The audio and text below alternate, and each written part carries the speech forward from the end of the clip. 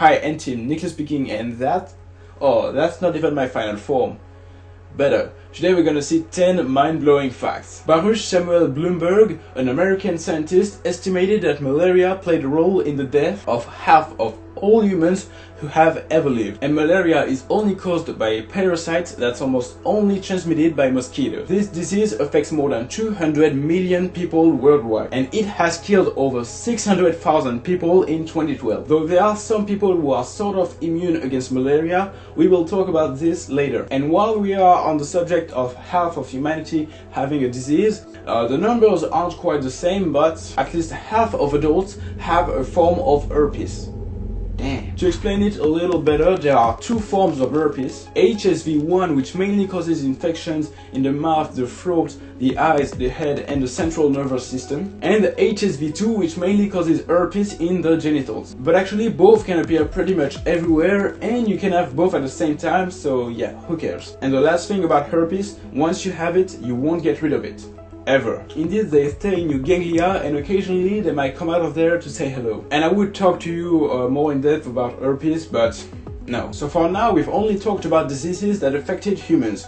But I'd like to go back to the time of the first human. Well, as it turns out, it's not gonna be possible. Because indeed, fact number 3, there was no first human. So how does it work? Well, there is a rule that says that each individual belongs to the same species as its parents. And you can see that fairly easily. You are a human and your parents were too. But in fact, if we go back farther in your family tree, there won't be a point where you'll be able to say, well, that guy is a human, but his parents are Homo erectus. Because the change was gradual.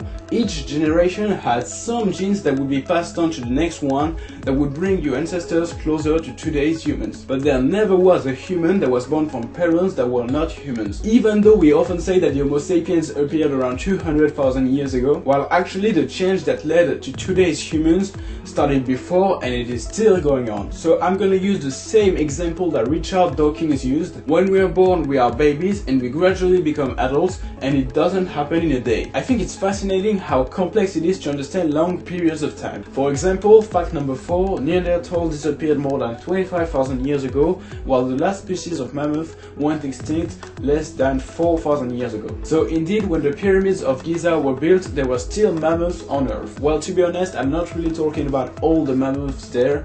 I'm talking about a species that had insular dwarfism, but those are still mammoths even though they were really small. Yes, about this size. So if we are going to go on the subject of species that went extinct recently, of insular dwarfism and of mammoths, it only seems logical to talk about one of their cousins, the stegodon, which also went extinct not that long ago, around 4,000 years ago. The last members of this species were also a dwarf population, but the members that were of normal size could be up to 8 meters long. Oh wait, did I say 8 meters? No, I forgot to take into account the tusk that could measure up to 3 meters. So the stegodon could be about 10 meters long. This is enormous.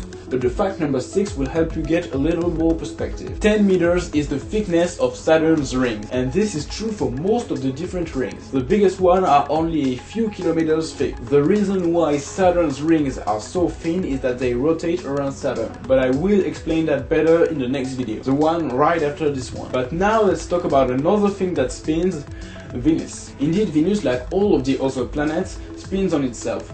But it does that so slowly that a day on Venus lasts longer than a Venusian year. So yeah, there are more years than days on Venus. Just to be clear, a day is the time that it takes to a planet to spin on itself, while a year is the time that it takes for a planet to orbit the Sun. On Venus, a day lasts 225 Earth days, while a Venusian day lasts 243 Earth days. There are a few theories that could explain why Venus is spinning so slowly. One of them is that Venus is at least partially tidal locked to the Sun. Tidal locking is when a planet orbits a star in the way that the same side always faces the star. Or another example of that is that the Moon always shows us the same side even though it both orbits the Earth and spins on itself. So that could be why Venus spins so slowly. Another theory is that Venus slowed down because of the winds coupled with the enormous atmospheric pressure. I mean, we're talking about 92 times the pressure on the surface of the Earth. And this could be why Venus continues to slow down, the friction between the atmosphere and the planet itself. But there is another thing that is special about Venus.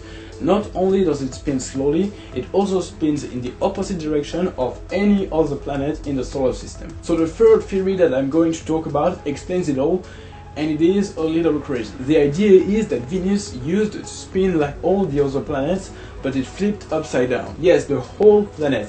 The South Pole would have taken the place of the North Pole and vice versa. And that is why, as seen from Earth, Venus could look like it spins backward. Here is how it is supposed to work on a globe.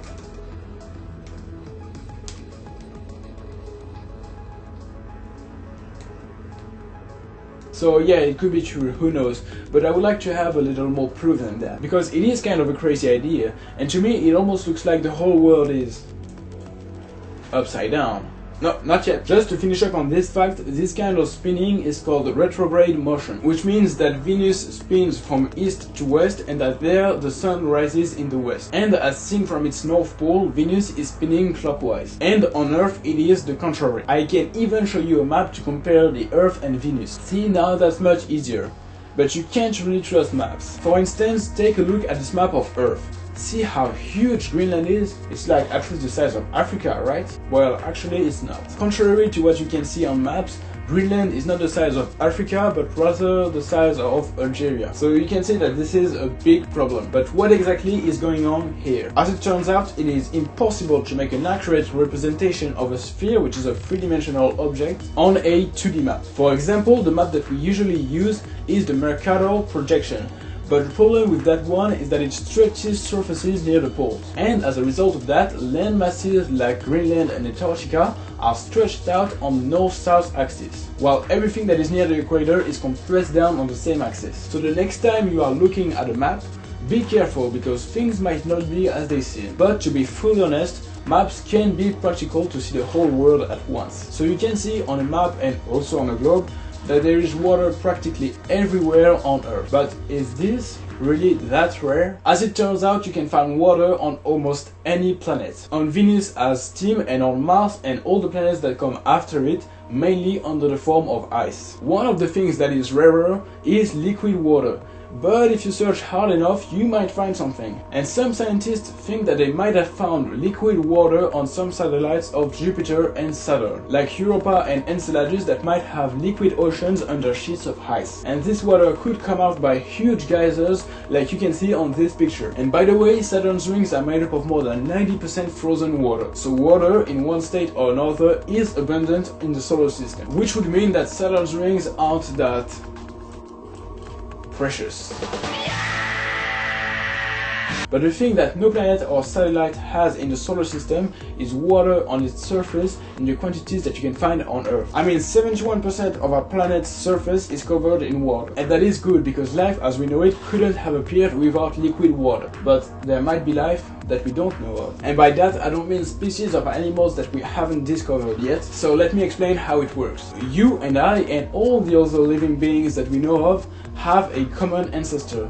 It was Luca, the acronym for Last Universal Common Ancestor, which means that if you go all the way up all the family trees of every living things that we know of, you will always find Luca. Whether it's your family tree, the one of your best friend, your pet, or even the bacteria living in your body, it is supposed to be the origin of all of the biodiversity that we can find on Earth. But Luca is not necessarily the first form of life there ever was. If you followed until now, you might be asking yourself, how is it possible? Well, I'm gonna try to simplify this. Imagine the following. Around 3.8 billion years ago, life A appears on Earth. Everything goes well until it disappears. And a few million years later, life B appears and survives. And it flourishes, giving us all the living beings that we know of today. There might be other scenarios that are possible, like this one. Life appeared and diversified, and we might be the only survivors of a disaster that exterminated all the other forms of life. The most intriguing thing is that life could have appeared twice in two different places, and one of the forms of life could have prospered, while the other one was waiting, hiding in the shadows, deep down in the ocean. But thanks for watching, and don't forget to subscribe. You can also share these videos with your friends and tell me in the comments if there's a fact that you find interesting, mind-blowing, or anything that you deem worth sharing. So I hope that I will see you soon.